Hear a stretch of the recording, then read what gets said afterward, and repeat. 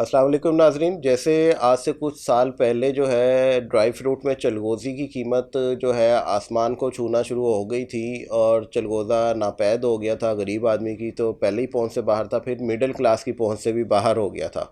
उसी तरह जो अशियाए ज़रूरियाँ हैं, ज़िंदगी के लिए ज़रूरी हैं, उनकी कीमतें इस वक्त आसमान को छू रही हैं। उनमें सबसे बड़ी मिसाल एक हमारे पास आटे की है कि आटा जो है वो इस वक्त शॉर्ट हो रहा है और उसकी जो कीमत है वो आसमान को छू रही है। आटे के बाद आप देखिएगा कि बाकी सारी चीज़ों की, सब्जियों में भी ये कीमतें काफ़ी ज़्यादा ऊपर जाना शुरू हो गई हैं। और चिकन का, ब्रायलर का जो रेट है वो भी तकरीबन 600 रुपये के करीब करीब है, 600 रुपये को छू रहा है। तो इससे साबित तो ये होता है कि जो मौजूदा हुकूमत है वो मुकम्मल तौर पर फेल है। महंगाई को कंट्रोल करने में, मुआशी इस्तेहकाम लाने में हुकूमत फेल है। मैं अपने पहले कई प्रोग्राम्स में कह चुका हूँ कि हुकूमत जो है, अगर गेम प्लान नहीं था पीडीएम के पास तो ये हुकूमत में आए क्यों? जब ये मुआशी तौर पे मुल्क को मुस्तहकम नहीं कर सकते थे तो ये आए क्यों हुकूमत में? इन्हें चाहिए ही था कि ये इमरान खान साहब को हुकूमत करने देते और हुकूमत में ना आते तो इनकी भी इज़्ज़त रहती और उनकी जो होती, फिर वो जो आज इनकी हो रही वो उनकी हो रही होती। और देखा जाए इसमें खाली हम वफाकी हुकूमत को, पीडीएम को ज़िम्मेदार नहीं ठहरा सकते। उसकी वजह क्या है? उसकी वजह ये है कि वफाकी हुकूमत बैठी हुई है वफाक में, यानी इस्लामाबाद में, और जो बाकी की चारों सूबों की हुकूमतें हैं वो चारों पांचों हुकूमतें जो हैं वो अलग जमातों के पास हैं। सबसे पहले हम आ जाते हैं सिंध में। तो सिंध में पीपल्स पार्टी की हुकूमत है, लेकिन वो भी कोलैबोरेट करती है उसके साथ, एमक्यूएम के साथ। और वहाँ पे भी इस वक्त जो है हलकों की, अपनी सीटों की लेन देन की डील चल रही है। आप केपीके में चले जाएं, केपीके में पीटीआई, पाकिस्तान तहरीक इंसाफ की गवर्नमेंट है, और केपीके जो गवर्नमेंट है वो लॉ एंड ऑर्डर कंट्रोल करने में ही नाकाम है। वो भी अपने चेयरमैन की चापलूसी में लगी हुई है। वहाँ पे भत्ताखोरी, कराची वाले हालात हो रहे हैं। पर्ची के ऊपर जो है लोगों को धमकियाँ दी जा रही हैं, ताजरों को हरासा किया जा रहा है, उनसे भत्ता मांगा जा रहा है। फिर आ जाए आप पंजाब में, जो पाकिस्तान का सबसे बड़ा सूबा है, और पंजाब के ऊपर जो है सारी चीज़ें डिपेंड करती हैं। हमारी सियासत जो है बहुत ज़्यादा, एक उसमें जो इस्तेहकाम आता है वो पंजाब की गवर्नमेंट से आता है, जो कि इस वक्त पाकिस्तान तहरीक इंसाफ के पास है। लेकिन मसला ये है कि पाकिस्तान तहरीक इंसाफ भी उसमें अकेली यानी हुक्मरान जमात नहीं है। उसमें वो कोलैबोरेट कर रही है काफ लीग के साथ, और काफ लीग जो है वो किसी भी तरह से अवाम को रिलीफ नहीं दे पा रही इस वक्त, और या अपने कह लें कि सिस्टम को जो है कंट्रोल नहीं कर पा रही। क्यों? पंजाब में भी रस्साकशी चल रही है गद्दी के लिए। और इस वक्त जो जिन दो जमातों ने आपस में इत्तेफाक किया हुआ है, जो कोलैबोरेशन की हुई है, वो भी खटाई में पड़ी हुई है। यानी कि वो कुछ और चाह रही है काफ लीग, पीटीआई कुछ और चाह रही है।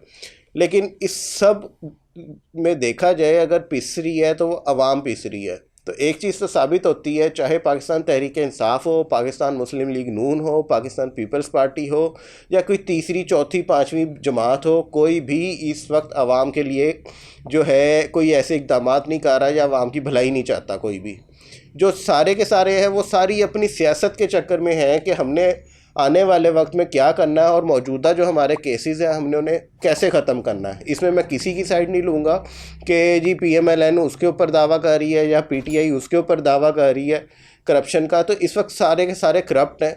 जो लोग ये समझते हैं कि उनकी पार्टी का लीडर जो है वो जो है बिल्कुल ठीक है, वो बिल्कुल करप्ट नहीं है, वो सादिक अमीन है या वो जानिबदार है, तो वो लोग बिल्कुल गलत हैं। आपके साथ कोई सिंसियर नहीं है।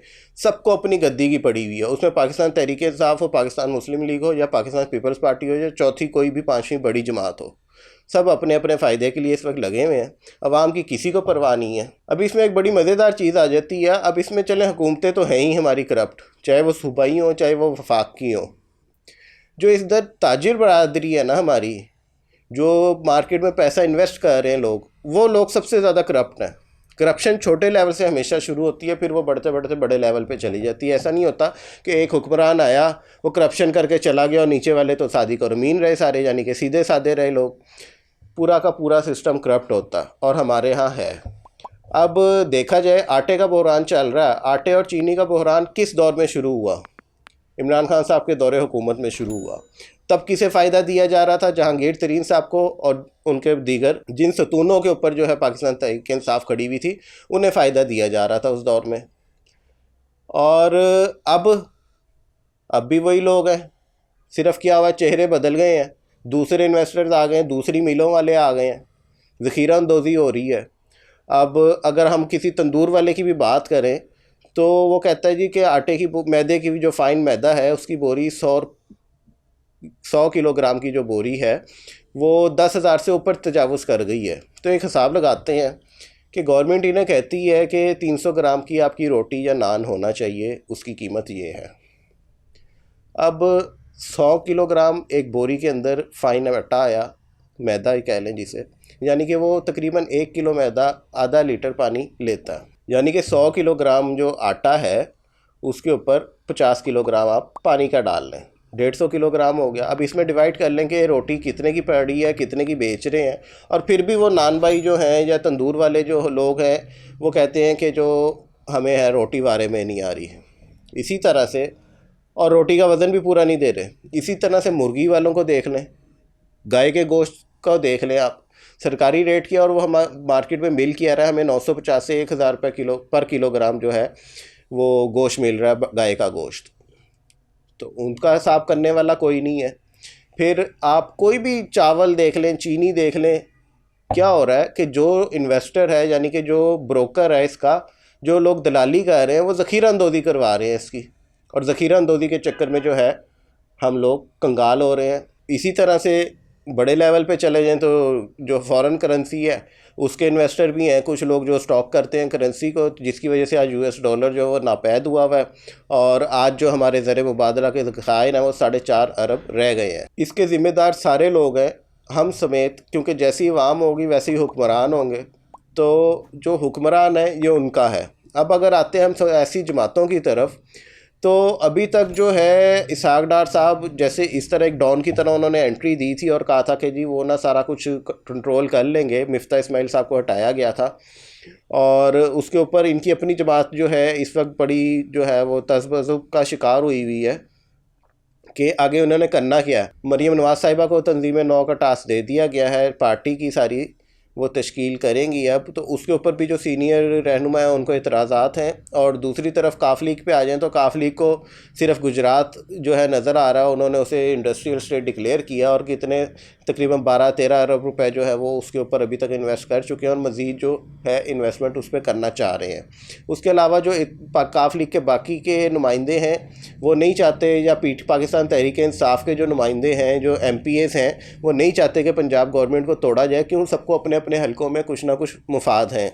या कह लें कि अगर कोई अपने हलके में काम करवाना चाहता है तो जब हुकूमत गिर जाएगी पंजाब में इसकी पाकिस्तान तहरीक इंसाफ की, तो वो कोई कैसे करवाएगा। और सबसे बड़ा जो इन लोगों को डर है वो ये है कि अगर हम हुकूमत से निकल जाते हैं, हम अपनी वजारत छोड़ देते हैं, तो हमारे ऊपर जो है कानूनी कार्रवाई की जाएगी, हमें सियासी इंतकाम का निशाना बनाया जाएगा। देखा जाए पाकिस्तान तहरीक इंसाफ इलेक्शन मांग रही है। इमरान खान साहब कहते हैं मुल्क में जब तक सियासी इस्तेकाम नहीं आएगा तब तक इस मुआशी इस्तेकाम नहीं आ सकता। पहली सवाल मेरा उनसे ये होगा कि क्या उनके पास एक्शन प्लान है इलेक्शन के बाद, कि क्या ऐसा वो मुआशी तौर पे कर सकते हैं एकदम से, या किस तरह से। पहले भी मैं ये सवाल उठाता था कि कहाँ से पैसा लाएंगे जो एकदम से हमारे ज़र मुबादला के ज़खायर बढ़ेंगे, हमारी इंपोर्ट बढ़ जाएगी। और मेन एक चीज़ खान साहब ये चीज़ भी याद रखें कि अब हालात 2018 वाले नहीं हैं। उन्हें इलेक्शन में जितनी सपोर्ट मिलनी थी वो मिल चुकी, उन्हें जितना मैंडेट दिलवाया जाना था वो मिल चुका। अब मज़ीद ऐसा नहीं होगा। क्यों? क्योंकि उन्होंने इस्टेब्लिशमेंट को पाकिस्तान की 70 साल 75 साल की तारीख़ में जितना गंदा किया है, जितनी गालियां दे दी हैं उन्होंने, तो किसी और दूसरी जमात ने नहीं दी। और दूसरी तरफ अगर PDM पे आ जाते हैं तो वैसे तो उनके पास कोई गेम प्लान नहीं है, लेकिन उनकी हुकूमत को ख़तरा भी कोई नहीं है किसी से भी। खान साहब जो मर्ज़ी कहते रहें, उनकी हुकूमत नहीं गिरा सकते। लेकिन क्या है कि मार्केट में इस्तेकाम नहीं आ सकता जब तक सियासत में इस्तेकाम नहीं होगा, ये बात ठीक है। अब क्या है कि एक जमात एहतजाज कर रही है, मुजाहरे कर रही है, दूसरी जमात जो है उसे आगे से जवाब दे रही है, उसी तरह से उसके ऊपर केसेस कर रही है। तो जो ब्यूरोक्रेट होता है, जो इन्वेस्टमेंट होती है, वो मुल्क में इन्वेस्टमेंट नहीं आती, तो उसके नतीजे में जो है आपकी स्टॉक एक्सचेंज डाउन ही होगी। हमारी इंपोर्ट्स के ऊपर वैसी पाबंदियां हैं, एक्सपोर्ट हमारी पाकिस्तान के पास है नहीं। सैलाब से जो है वो गरीब मर रहा है, उसकी परवाह किसी को भी नहीं है। कोई भी जमात हो, कोई भी सियासी लीडर हो किसी भी जमात का, वो अपनी मदद आपके तहत आज भी पानी निकाल रहे हैं अपने घरों से, अपने घरों की तामीर कर रहे हैं, कच्चे खेमे बना के उनमें रह रहे हैं।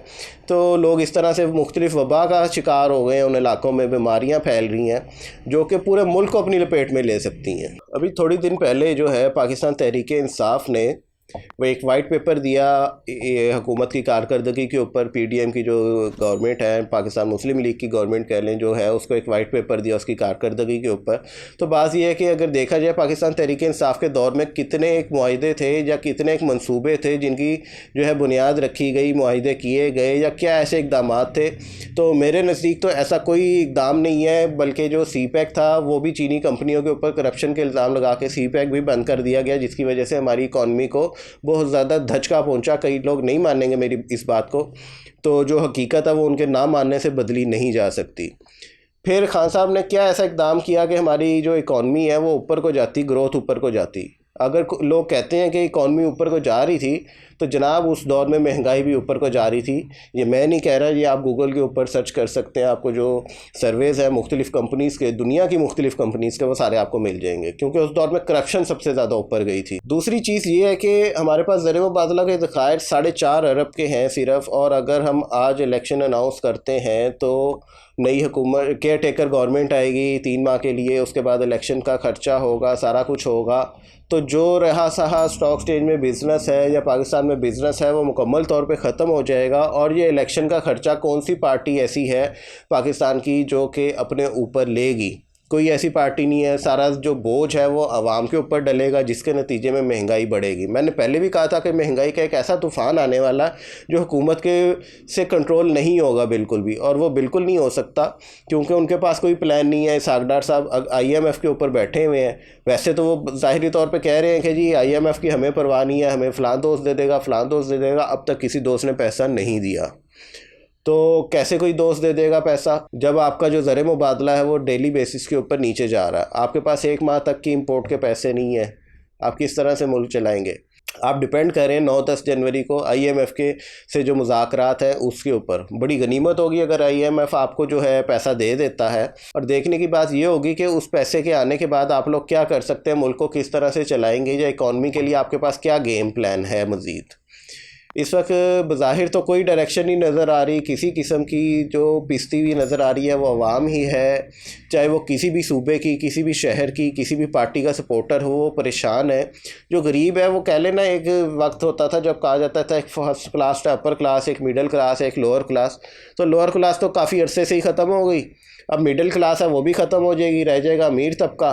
तो क्या होगा, कैसे होगा, और कौन बेहतरी ला सकता है? ये जितने इस वक्त दावे कर रही है, चाहे वो पाकिस्तान तहरीक इंसाफ है, पाकिस्तान मुस्लिम लीग है, पाकिस्तान पीपल्स पार्टी है, या कोई और बड़ी जमात है, सारे दावे खोखले हैं। किसी के पास कोई एक्शन प्लान नहीं है, सिर्फ़ और सिर्फ अपनी सीट, अपनी गद्दी, आने वाले इलेक्शन में जीत के लिए सारे पुरज़म हैं कि हम जीतेंगे, हम जीतेंगे। और एक बड़ी मज़ेदार चीज़ होगी, इस बार जो इलेक्शन होंगे, जीते कोई भी जमात, चाहे पाकिस्तान तहरीक इंसाफ जीते, पाकिस्तान मुस्लिम लीग, या तीसरी कोई दूसरी चौथी जमात जीते, होना सिर्फ ये है कि जो दूसरी हारने वाली जमातें होंगी उन्होंने इतना एक रोला डालना है कि आपके मुल्क में जी धांधली होगी इलेक्शन का, और ये लिख लें कि मुल्क में जो है इस्तेहकाम फिर भी नहीं आएगा, ना सियासी ना मुआशी। तो इस बारे में सारे सियासी जमातों के जो लीडरान हैं उनको बैठ के सोचना चाहिए कि कब तक अपनी अपनी गद्दी के लिए लड़ते रहेंगे, अपनी अपनी सीटों के लिए, अपनी अपनी इलेक्शन, अपने करप्शन के केसेस ख़त्म करने के लिए जो है एक दूसरे पे इल्ज़ाम तराशी करते रहेंगे। तो कोई ना कोई अवाम के लिए किसी को सोचना पड़ेगा, और अगर ऐसा नहीं होगा तो अवाम को इनकलाब लेके आना पड़ेगा।